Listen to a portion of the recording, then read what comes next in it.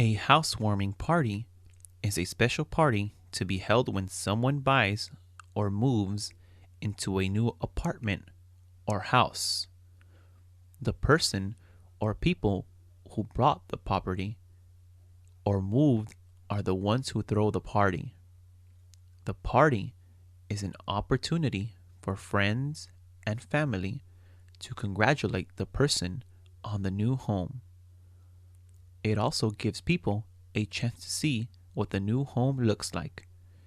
It is an opportunity to fill the new space with love and hopefully presents. It is traditional to bring a gift to a housewarming party. Some people register a list of items they want or need for their new home at a local store or stores. Some common items people will put on a gift registry include kitchen tools like knives and items like curtains. Even if there isn't a registry, a good housewarming gift is something to decorate the new house with, like a piece of art or a plant. You can also bring food or drinks to share with the other guests. This is often appreciated since at a housewarming there isn't a lot of food served, usually just appetizers or sandwiches.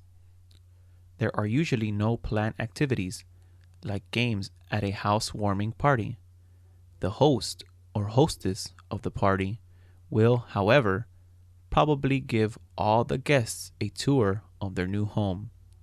Sometimes, because a housewarming party happens shortly after a person moves into their new home, people may be asked to help unpack boxes. This isn't usual though. Housewarming parties get their name from the fact that a long time ago, people would actually bring firewood to a new home as a gift. This was so that the person could keep their home warm for the winter. Now, most homes have central heating and don't use fires to keep warm. The religious or civil ceremony that makes people legally a married couple is just one part of the actual wedding. After the wedding comes the reception. A wedding reception is a party held immediately after the marriage ceremony. Usually, there is a little bit of time, about an hour, between the ceremony and the reception to give people enough time to travel from the ceremony location to the reception location. Most wedding receptions are held at a catering hall, which is a place that specializes in hosting big parties. However, wedding receptions can be held in restaurants, parks, and even in museums or zoos. A wedding reception is usually not held at the same place as the ceremony, but sometimes they do. When guests arrived at the reception, the bride and groom are usually not there to meet them. Right after the ceremony, the newly married couple, the bridesmaids, and the groomsmen will go somewhere to have photographs taken. While this is happening, guests are usually treated to a cocktail hour at the reception site. During this time, appetizers and drinks are served. This also gives guests a chance to socialize. After the cocktail hour, the main dining hall is opened. At a wedding reception, the seating is usually pre-arranged. Each guest will receive a card telling him or her where they are expected to sit. Tables are arranged by numbers in front of the reception hall. There is a special table for the bride and groom. Once everyone is seated, waiters begin to serve salad or bread and drinks. Some receptions have an open bar, meaning the alcohol is free. Other receptions have a case bar, meaning non-alcoholic beverages are free. Guests are expected to pay for their own alcoholic drinks. There can be different kinds of entertainment at a wedding reception. Usually, there will be a master of ceremonies, or MC, who helps move the reception along by making announcements of what will happen next. For example, the MC will announce when the newly married couple enters the reception hall, and all the guests will stand up and applaud. A wedding reception usually has music, and guests are expected to dance. The music can be provided by a DJ or by a live band. Sometimes the DJ or live band will accept requests from guests to play a certain song. When the newly married couple enters the reception, they will share a dance by themselves to a song they picked beforehand. Usually, the song is something romantic and represents the couple's love for one another. Sometimes, the bride will share a dance with her father, and the groom will share a dance with his mother. After these special dances, the guests are invited to the dance floor. Food at a wedding reception can be buffet style, where everyone serves himself or herself, or it can be a sit-down meal served by waiters. Guests get to choose among a meat, chicken, or fish deal. Guests generally make their choices when they respond to the initial wedding invitations. During a wedding, guests shouldn't expect to spend too much time with the bride and groom. The new couple is usually very busy greeting all of their guests. Sometimes the couple doesn't even get a chance to eat. What almost every newly married couple does get to eat at their wedding reception is the wedding cake. The bride and groom traditionally cut through the wedding cake together and then feed the other person a bite. There are many traditions that U.S. brides and grooms are expected to follow at their wedding. One of the most well-known traditions is for a bride to toss her bridal bouquet to the unmarried female guests attending her reception.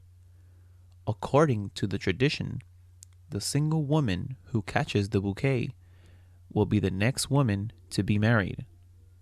The flowers thrown may not be actually the same flowers the bride carries down the aisle during the wedding reception. An identical bouquet is created for the bride to toss. This is because many times the bride wants to keep her original bouquet as a remembrance. Many women take the flower toss very seriously. There have been videos documenting how women will sometimes even fight each other for the bridal bouquet. The groom has something to toss at the wedding reception too. One tradition is the groom takes a garter from his new wife's leg and tosses the garter to the unmarried men attending the reception.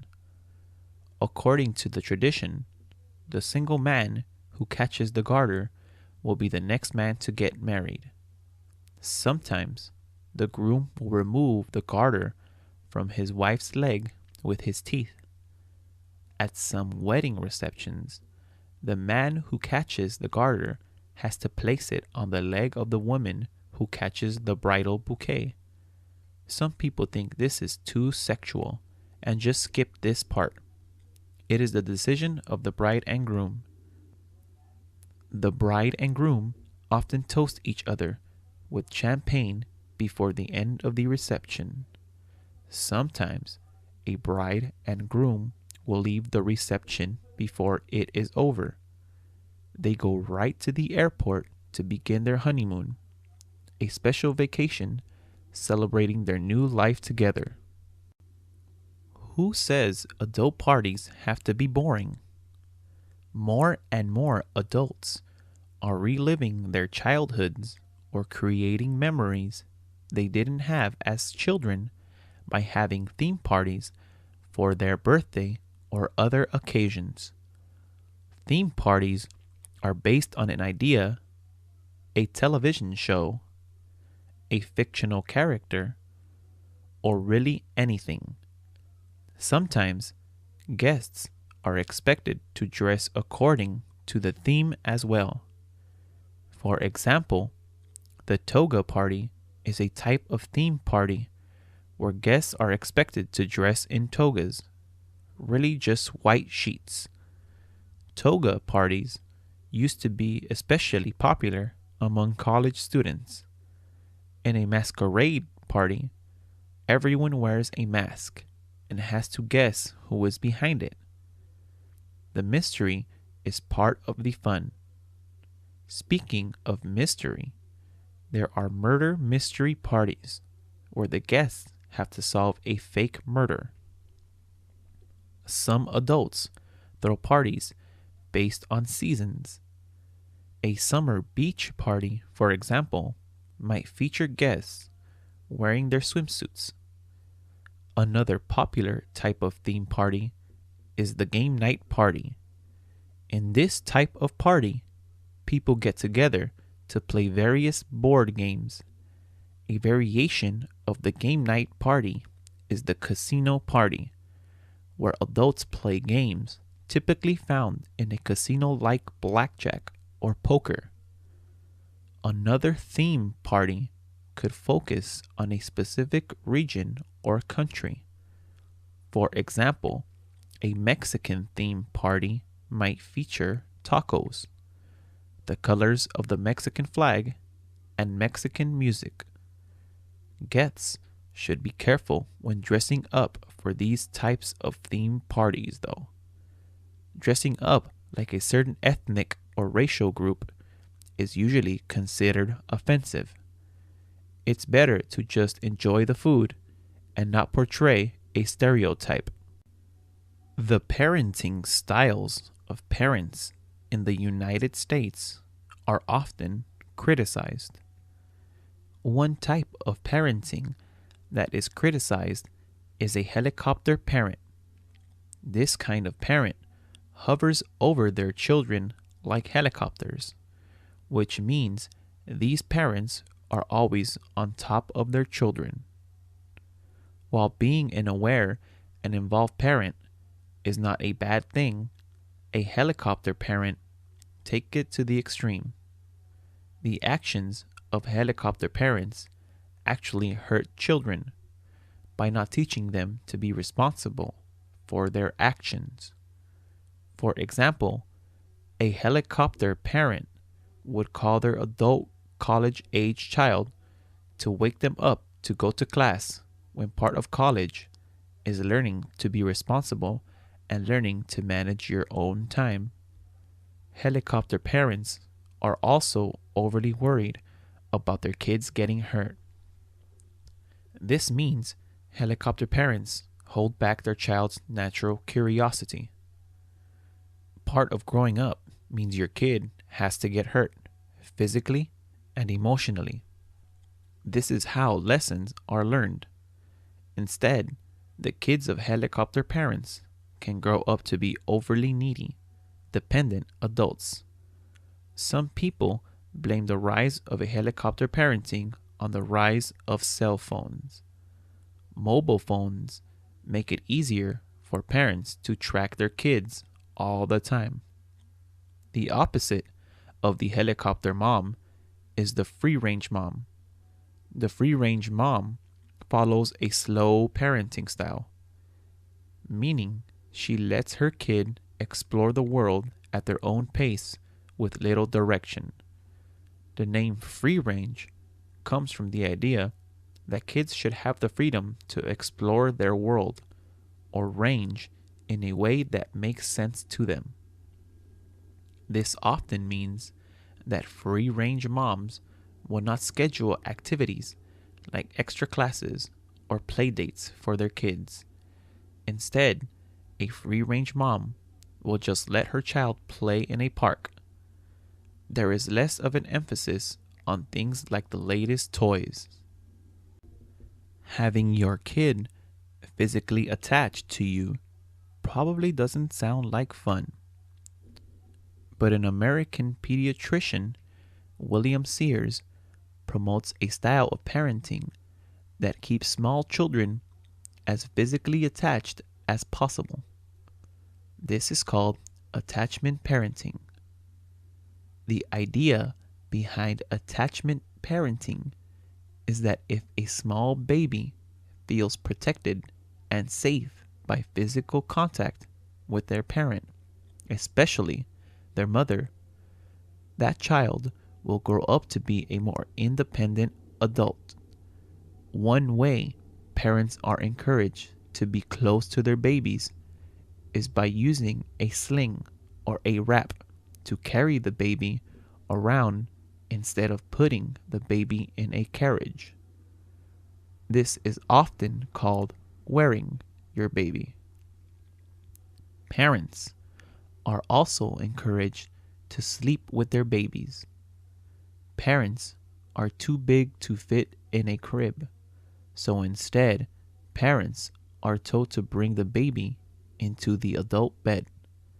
This is supposed to teach the baby about sleep regulation as well, since the baby will learn to mimic adult sleep patterns. This co-sleeping is controversial though. There are concerns that babies sleeping with adults could suffocate, accidentally get crushed, or fall off the bed. There is also concern about sudden infant death syndrome, or SIDS, where babies just suddenly stop breathing. Another marker of attachment parenting is not worrying about spoiling a baby. Many times, parents feel that paying attention to a baby's every cry makes them too needy or spoiled. Attachment parenting feels that every baby's cry should be responded to and that the baby should never be left to cry it out. Instead, the baby should be comforted and crying should be taken as a signal that the baby needs something. Most attachment parents also breastfeed on demand, feeling that not only is this physically healthier for the baby, but also promotes a bond between mother and child. Not all kids' birthday parties in the US are created equal. Sometimes it seems like the birthday parties are about showing off and entertaining the parents of kids in addition to children. Most children's birthday parties are held in the home of the birthday boy or girl. It used to be that children's parties were just for children. Parents would drop their kids off and come back when the party was over to bring them home. Now it is more common for the parents of guests to stay for their party as well. This gives the adults time and space to socialize while the kids play games. Kids and adults don't always have the same tastes in food, so when adults are invited to stay for a child's birthday party, there is usually fancier food for the adults, like cheese, crackers, and fruit platters. Meanwhile, the kids eat hot dogs and potato chips, while the children drink punch, juice, or soda. The parents may be sipping cocktails, beer, or wine. Entertainment for a party of mixed adults and children also goes beyond the usual clown or magician. Sometimes there will be a DJ and the adults will dance. Party games are not just for the kids either. While the children play traditional games like pin the tail on the donkey, the adults may play casino-type games like blackjack or poker.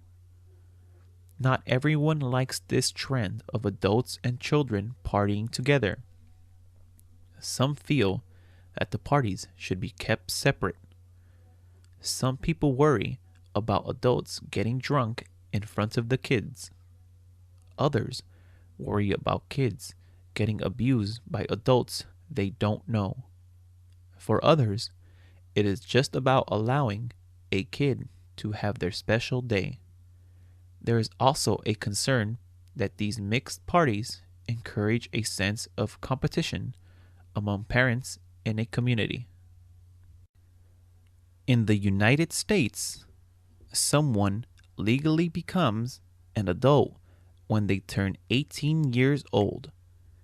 At 18, U.S. citizens can vote. They can also serve in the military and go fight in wars for the country. An 18-year-old can also buy cigarettes and other tobacco products. But 18-year-olds cannot buy alcoholic beverages. People in the U.S. need to wait until they are 21 to be able to do that. At age of 18, people can legally live on their own, work, and get married. However, turning 18 doesn't mean everyone is ready to take on adult responsibilities. At the age of 18, most people are just graduating from high school. Many will go to college. Some young people choose to go to college far from their homes and live in dormitories. Others pick a college close to home and stay with their parents to save money. Yet others will choose to live on their own. Legally, a parent does not have to provide for their child when the child turns 18. Some parents in the U.S. take this very seriously and expect their children to move out as soon as they turn 18. Some parents will even forcibly kick their kids out when they turn 18. There tends to be some difference about this depending on if the kid is female or male. It is considered more acceptable for a female to stay living with her parents after her 18th birthday. Many females aren't expected to leave their parents' house until they get married. There is still an expectation for young men, however, to go out and live independent lives as soon as they can. With the economy of the U.S. struggling, some adult children are returning to their parents' home in their 20s and 30s. These are called boomerang kids, since, like a boomerang, they return where they came from. In the United States, the baby boomer generation includes those that were born in the time after World War II. Those babies are now reaching the retirement age. As these adults age, many of their adult children worry about how they would take care of their aging parents. In the United States, it is not common for multiple generations to live under one roof. Once children grow up and get married, they move out, leaving their aging parents to fend for themselves. When these aging parents can no longer take care of themselves because of age or illness, it is not uncommon for adult children in the U.S. to place their elderly parents in a nursing home. A nursing home is a facility that offers care for the elderly and ill 24 hours a day. As the name suggests, nursing homes have medical nurses, doctors, social workers, and therapists to help aging adults deal with the challenges of daily life. Most nursing homes also have social activities for the elderly to engage in and keep active. These activities range from games to dance classes and movie nights. Nursing homes are supposed to provide 3 nutritious meals for their residents. Nursing homes are controversial, however. There have been cases across the country of staff in nursing homes abusing and even robbing the elderly residents. There are different state and federal agencies that are supposed to oversee nursing home facilities.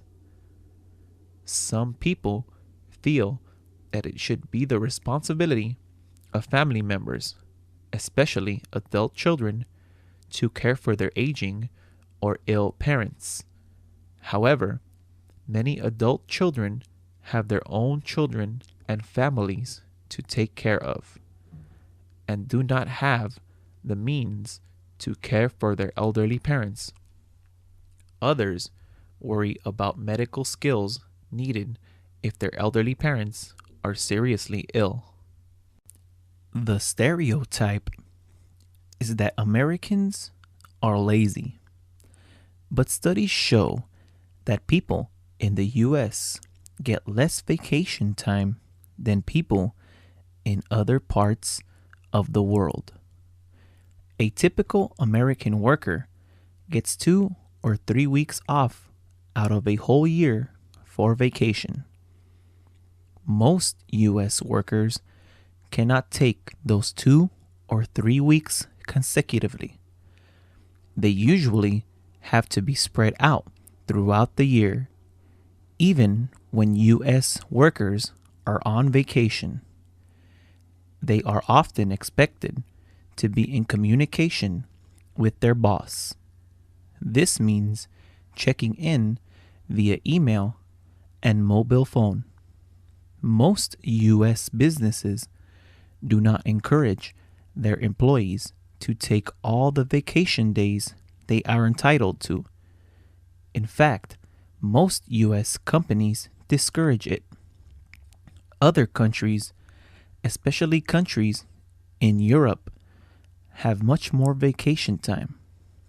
In Germany, many people have 6 weeks of paid vacation. At least 3 of these weeks can be taken consecutively.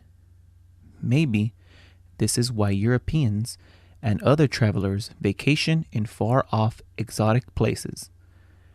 Most American families tend to stay closer to home, rarely leaving the country. The difference in the amount of vacation time is legal. Most companies in countries outside the US have to give paid time off to their employees or else pay hefty fines. However, in the US, there is no federal law requiring employers to give workers paid vacation. In fact, the US is the only developed country that doesn't guarantee yearly time off to workers. There have been efforts to pass laws giving US workers 1 week of paid vacation by law, but so far, those efforts have not been successful. Even when US workers do have time off, many are afraid to take it because they worry they may be seen as non-productive workers and lose their job. Other workers worry about going on vacation and having a mountain of work when they return. Camping is a popular way for many people in the United States to spend their vacation. Camping involves people leaving the comfort of their home and driving to spend a few nights or more in the great outdoors. When people camp, they can sleep in a tent, a camper, or if they want to be fancier, they can sleep in a cabin. Many people like to really rough it and use no shelter except for a sleeping bag and sleep under the stars. Some people drive across the US in what is known as a recreational vehicle, or RV, which is a trailer. Inside, there are beds, a tiny bathroom, and a kitchen. There are campgrounds all over the United States. These places where campers gather together and usually pay a fee to pitch a tent or place a camper in a designated outdoor spot. Many of these campgrounds have water hoses and electric hookups so that people can wash dishes and themselves and plug in a radio or their computers. Most campsites also have a fire ring or pit, which is a hole in the ground where people can safely make a fire for roasting marshmallows, a popular camping activity. There usually is also a picnic table for people to eat their meals. Many of these campgrounds also have shared bathrooms, complete with showers. Some campgrounds have playgrounds, pools, and game rooms. Some also organize activities for people who like sing-alongs, where people will gather together and sing songs. Usually, it is illegal to camp in a place not designated as an official campsite, meaning you can't just pitch a tent in a forest.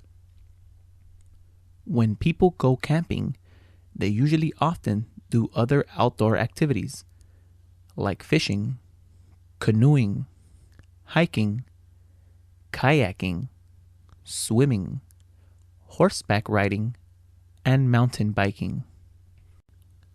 Having your own space is a sign of success in the United States. However, renting an apartment is not easy. There are a number of steps you need to take.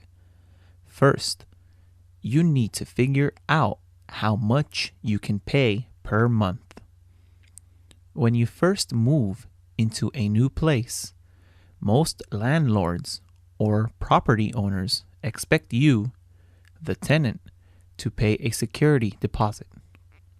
A security deposit is the amount of money you pay a landlord, sort of as insurance, that you won't destroy their property while you are living there.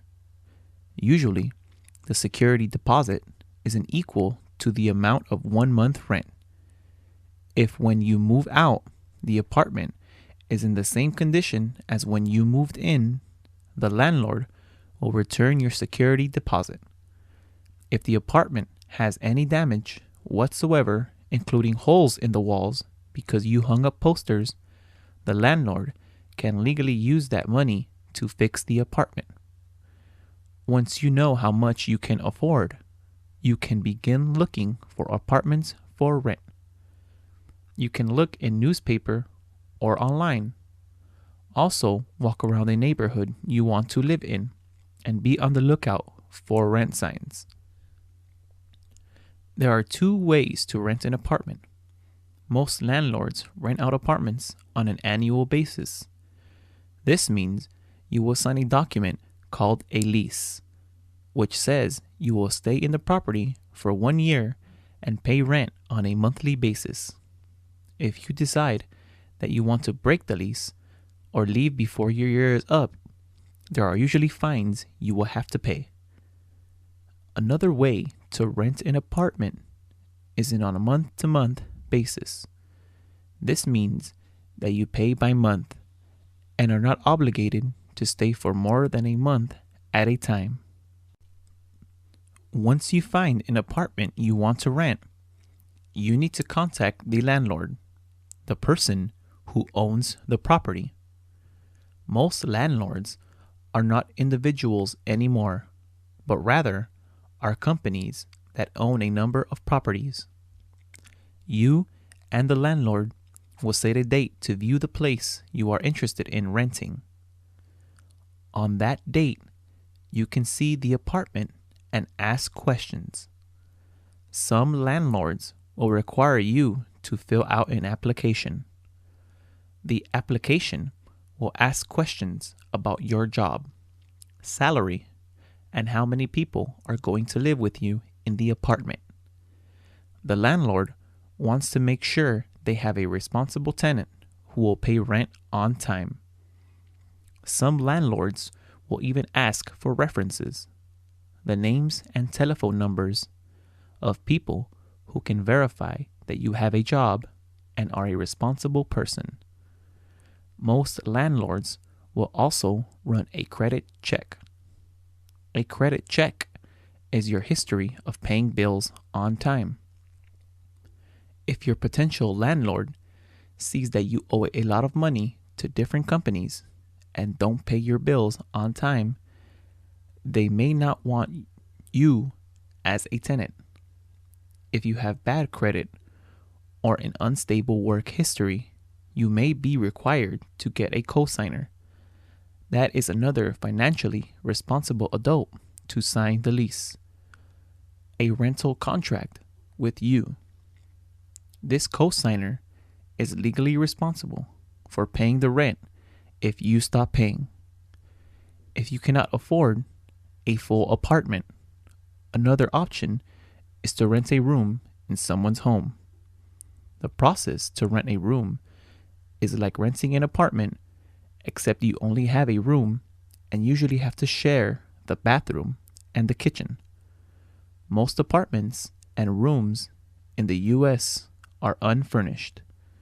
You are expected to bring your own furniture, including a bed, a dresser, a sofa, and anything else you need. If you want to rent an apartment, you need to sign a lease, which is a legally binding contract between you and the landlord, the person who owns the property. A lease is usually good for a set time. Some leases are on a month-to-month basis, but most are for a period of 1 year or 2 years. The lease or rental agreement lists out your responsibilities as a tenant and the landlord's responsibilities. The lease will tell you how much the monthly rent is when it is due and how you can pay it. Some landlords will only take a certified check or money order, and others will accept a personal check or cash. If you pay your rent late, there is usually a late fee. The amount of the late fee is also usually in the lease. The lease will also tell you how much the security deposit is. Usually, it is the amount of 1 month's rent. The lease will tell you if you can have pets or not. Many places do not allow pets.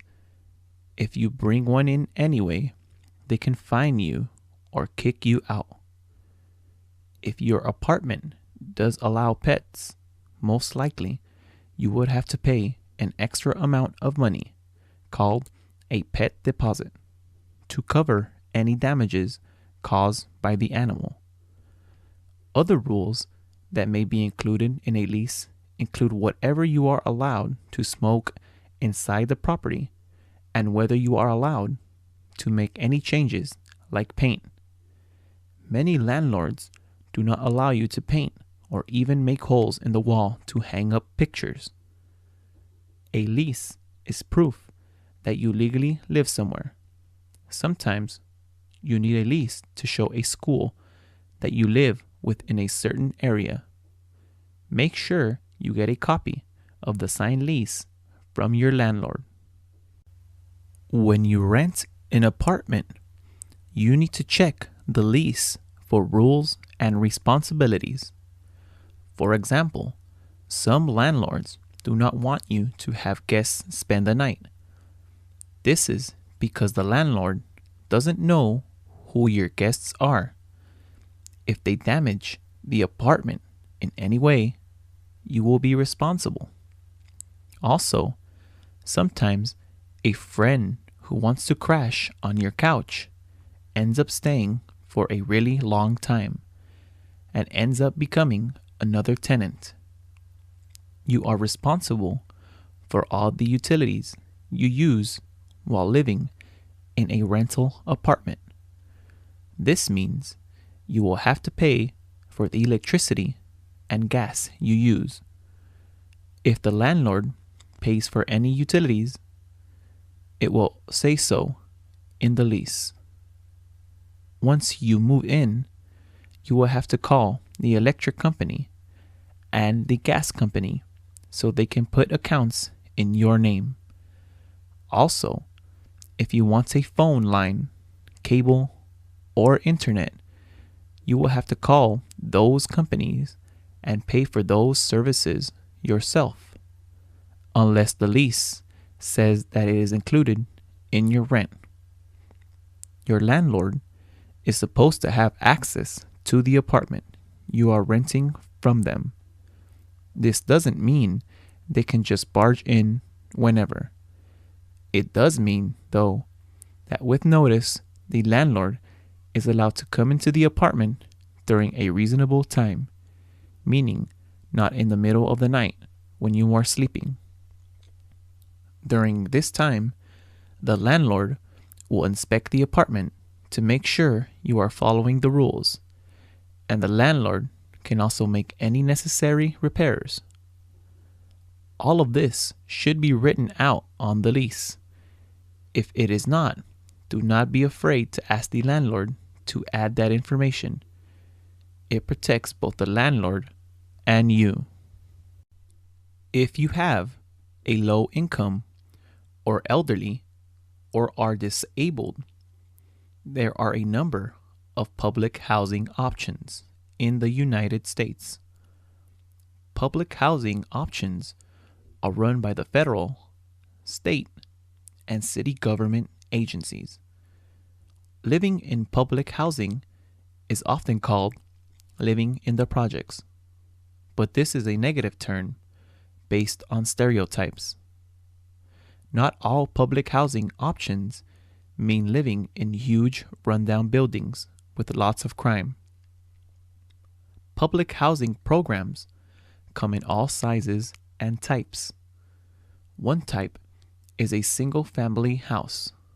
Another type includes living in a high-rise building or apartments in tall buildings. All public housing options are rental options, meaning you do not own the place where you live. Eligibility for public housing is based on a number of factors.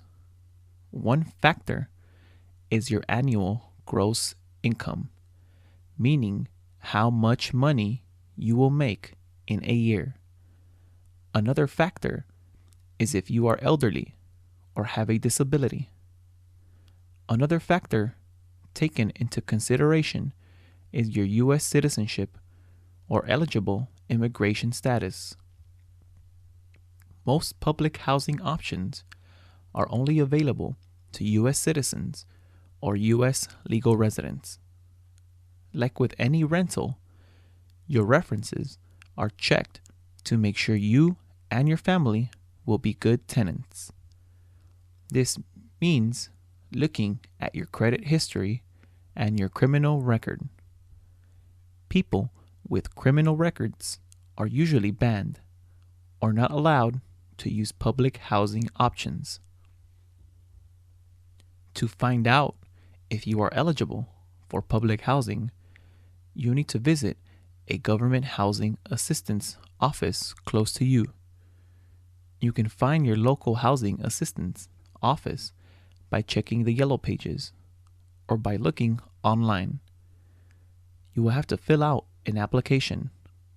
On the application, you will need to list the names, gender, and date of birth of all people who would be living in the house or apartment. When you apply for public housing, on the application, you need to give the names and ages of everyone who will live with you. You will also need to give the address of where you currently live and a phone number which you can be contacted with. In your application, you need to explain why you think you qualify for public housing help. Some reasons can include being a veteran, being poor, or living in bad conditions.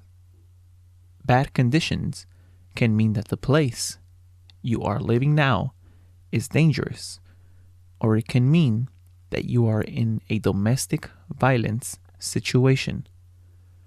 The government will also want to know the name and contact information of your current landlord and any landlords you had in the past. This is so that the government can find out if you are a good tenant.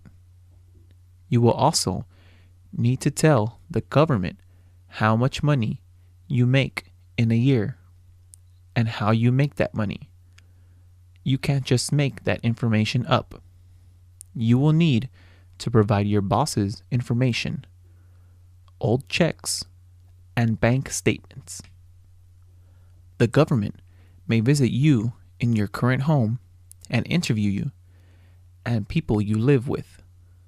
Other things the government will ask for are your birth certificate and the birth certificates of all people who will live with you and proof that you pay taxes, like a tax return.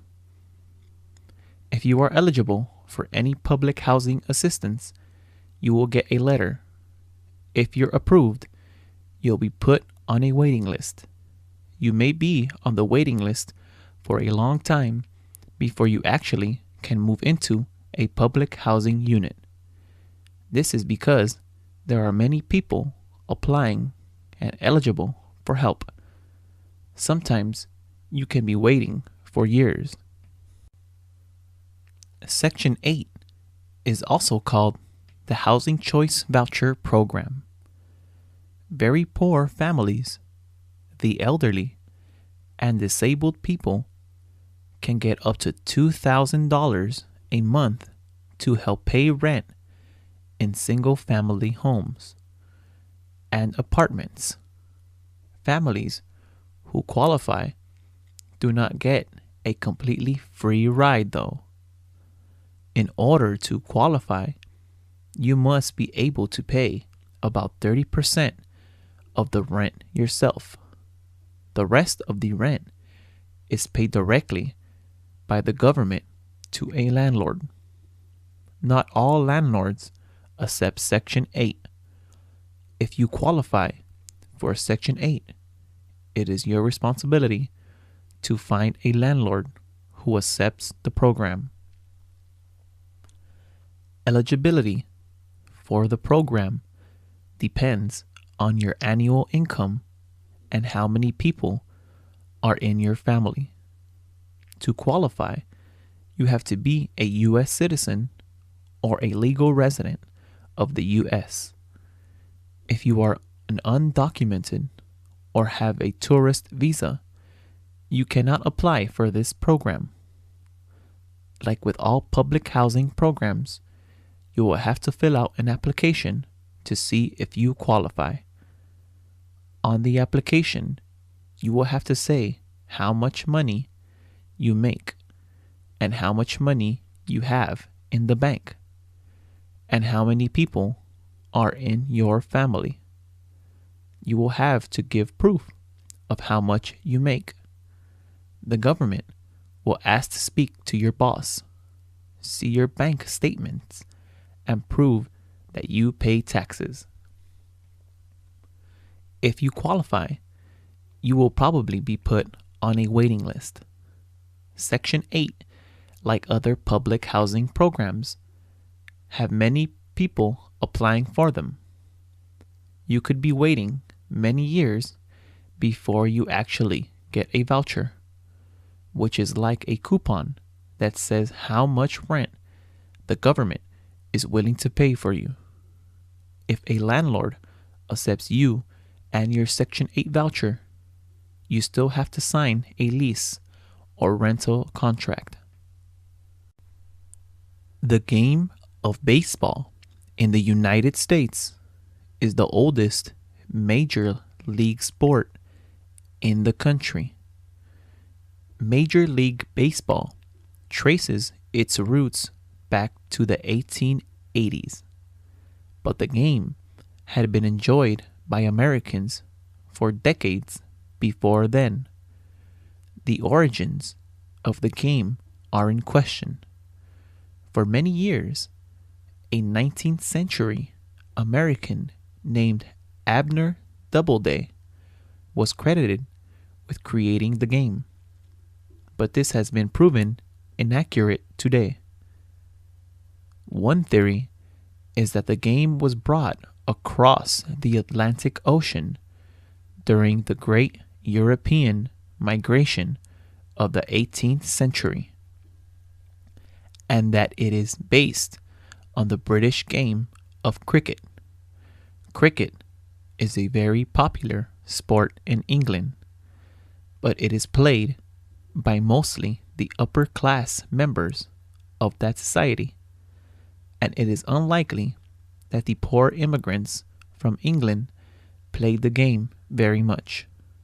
However, it more closely resembles the game of rounders, which is another English sport that shares many common features as the American game of baseball.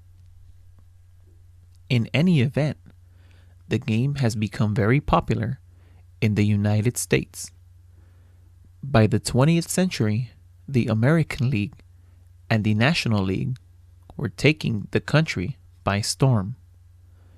The greatest single team in either league's history is the New York Yankees. The Yankees have won more World Series titles than any other team in history. The World Series is a 7-game competition with the 2 top teams from either league. The first team to win 4 games is declared the World Series champion. In 1903, the Boston Americans won the first World Series, beating the Pittsburgh Pirates. This was the start of an annual series matchup between the 2 leagues.